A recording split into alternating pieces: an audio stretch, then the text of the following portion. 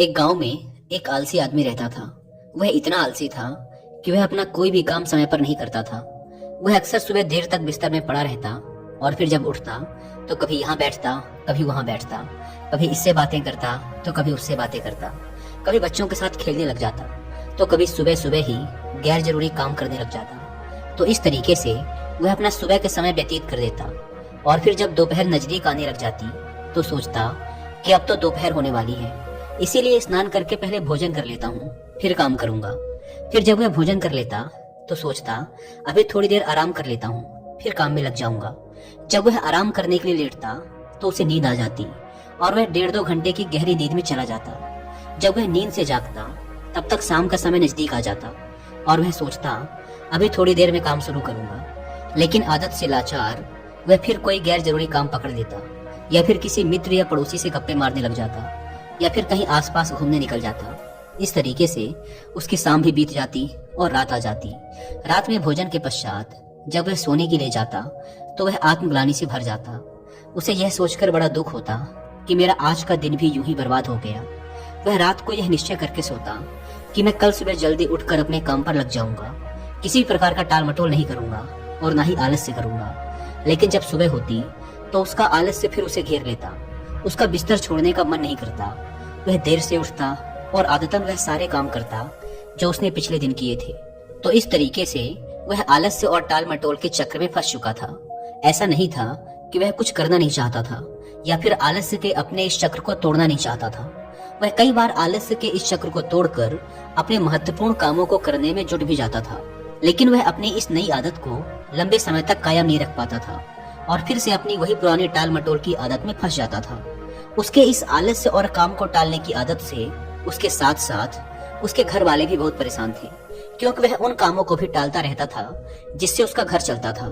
खेती उसकी आय का एकमात्र स्रोत थी, लेकिन वह खेती के कामों में भी टाल मटोल करता रहता था।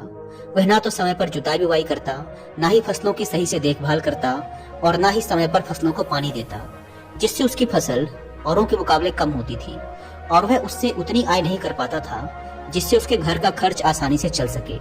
घर में पैसों की कमी की वजह से अक्सर उसे पत्नी के गुस्से और तानों का सामना करना पड़ता था और कभी कभी तो बात लड़ाई तक भी पहुंच जाती थी, जिससे अब वह बहुत परेशान रहने लगा था। लेकिन वह चाह कर भी अपने इस मानसिक आलस्य के दुष्चक्र को तोड़ नहीं पा रहा था।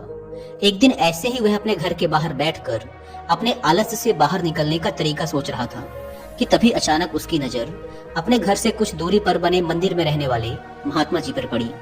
महात्मा जी को देखते ही उस आलसी व्यक्ति को महात्मा जी की अनुशासित दिनचर्या की याद आ गई। उसने सोचा, ये महात्मा जी रोज सुबह 4 बजे से भी पहले उठकर गांव के बाहर की नदी से स्नान करके आ जाते हैं। उसके बाद जब ज्यादातर गांववासी सो रहे होते हैं तभी अपनी पूजा पाठ और ध्यान इत्यादि के काम में लगे होते हैं और जब तक गांव वालों की सुबह होती है और वो अपनी दिनचर्या की शुरुआत करते हैं तब तक ये महात्मा जी अपने मंदिर परिसर की साफ सफाई करके अपने मुख्य दैनिक कार्यों को खत्म कर चुके होते हैं। उसके बाद ये भिक्षा के लिए गांव में जाते हैं और भिक्षा लाकर अपना भोजन भी स्वयं बनाते हैं। भोजन करने के पश्चात ये पूरी दोपहर धर्म ग्रंथों का अध्ययन करते हैं और फिर शाम को मंदिर में आने वाले श्रद्धालुओं के साथ प्रवचन और वार्तालाप भी करते हैं। इसके पश्चात ये शाम की संध्या आरती करके अपना भोजन बनाते हैं और फिर रात में जल्द ही मंदिर के बाकी काम खत्म करके समय पर सो भी जाते हैं। तो आखिर ये इतने अनुशासित और कर्मशील कैसे रह पाते हैं? और ये महात्मा जी तो इतनी व्यस्त दिनचर्या का पालन वर्षों से करते आ रहे हैं। थोड़ी देर तक ऐसे ही प्रश्नों पर विचार करने के बाद वो आलसी व्यक्ति उन महात्मा जी के पास जाकर अपने आलस्य के कारणों का पता लगाने का निश्चय करता है। वह तुरंत ही उस मंदिर में पहुंच जाता है और उन महात्मा जी को प्रणाम करके उनसे विनती भरे स्वर में कहता है, मुनिवर, मैं आपके पास अपनी एक बहुत बड़ी समस्या लेकर आया हूँ। महात्मा जी ने कहा, क्या समस्या है तुम्हारी जिसे तुम इतनी बड़ी समझ रहे हो? उस आलसी व्यक्ति ने अपने आलस्य और टाल मटोल की पूरी कहानी महात्मा जी को सुना दी। उसने कहा, मुनिवर, मैं बहुत आलसी हूँ और काम को टालता रहता हूँ। मैं सुबह देर से सोकर उठता हूँ और फिर अपना सुबह का समय गैर जरूरी कामों में बर्बाद कर देता हूँ। उसके बाद मैं सारा दिन अपने महत्वपूर्ण कामों को टालता रहता हूँ और मेरा पूरा दिन बस यूं ही बर्बाद हो जाता है। और जब रात होती है तो मुझे खुद पर ग्लानि होती है और दुख भी होता है कि मैंने पूरा दिन बस यूं ही बर्बाद कर दिया। लेकिन अगले दिन मैं फिर वही सारी गलतियां दोहराता हूँ और समय को बर्बाद करता हूँ। मुनिवर, मैं आलस्य और टाल मटोल के बुरे दुष्चक्र में फंस चुका हूँ और इससे बाहर नहीं निकल पा रहा हूँ। कृपया मुझे अपने इस आलस्य से बाहर निकलने का कोई रास्ता दिखाएं। मैं आपके पास बड़ी उम्मीद लेकर आया हूँ। उस आलसी व्यक्ति की बात पूरे ध्यान से सुनने के बाद महात्मा जी ने कहा, आलस्य वो सुख है जो हमें दुख ही दुख देता है।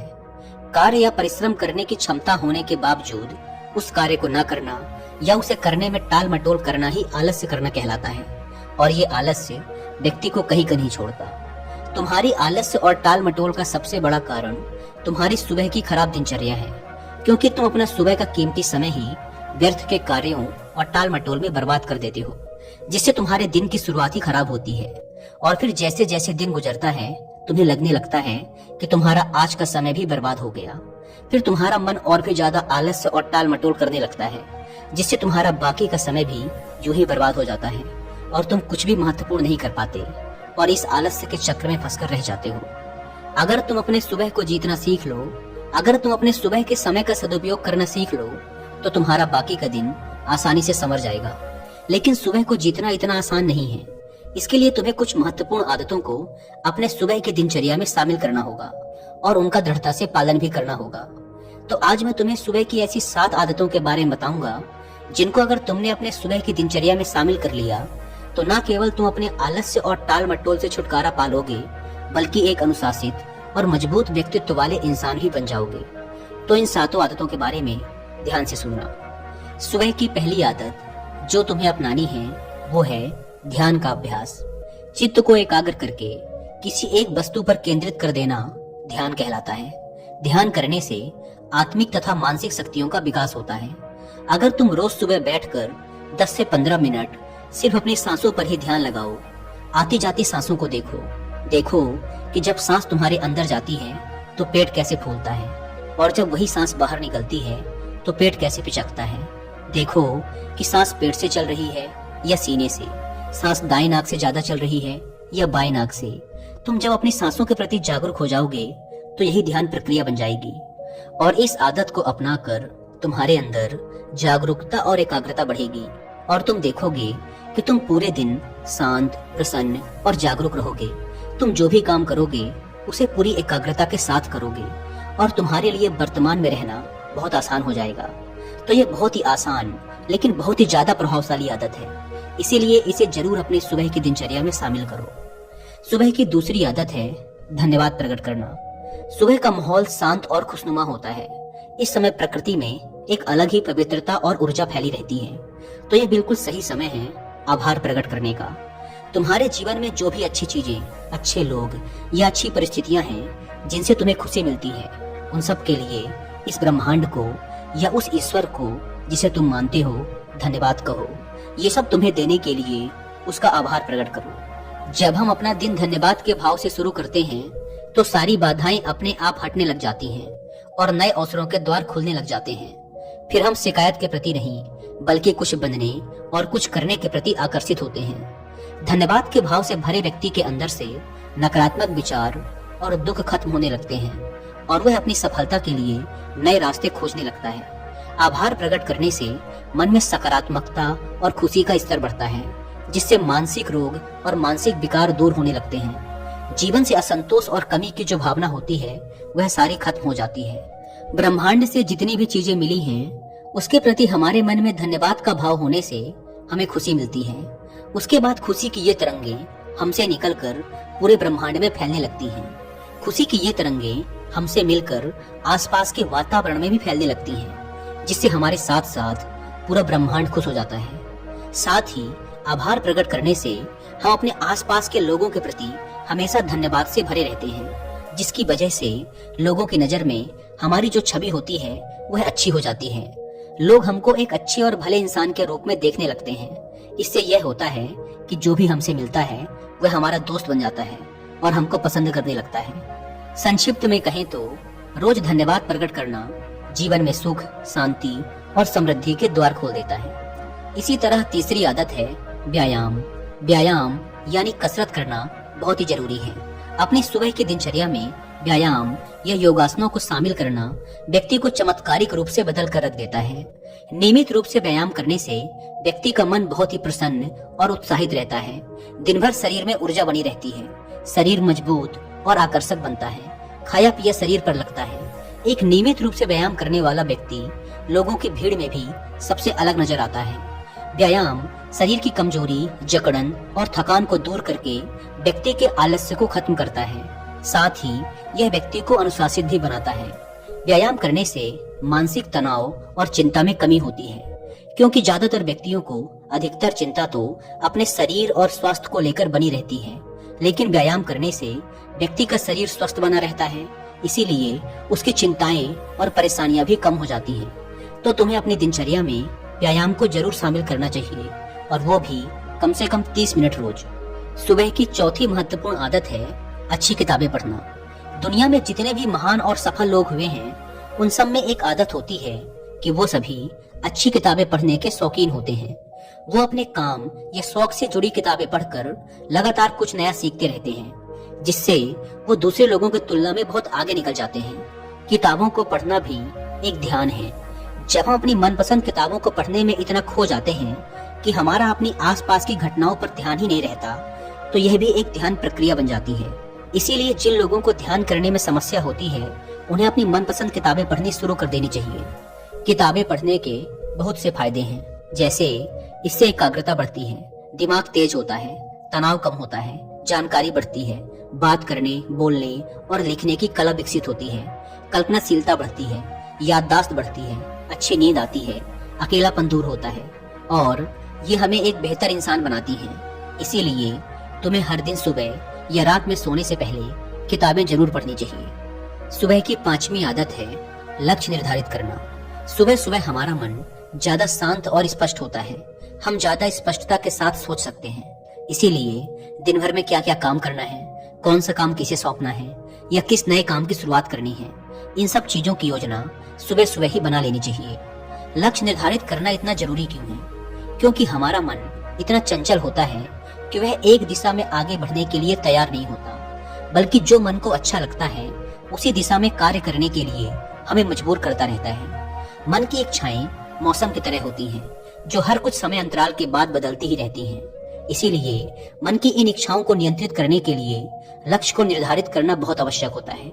जब हम लिखित रूप में अपना लक्ष्य निर्धारित कर लेते हैं, तो हमारा लक्ष्य हमें एकदम साफ साफ दिखाई देने लगता है और लक्ष्य निर्धारण के द्वारा हम अपने मन पर काफी हद तक काबू भी पा लेते हैं।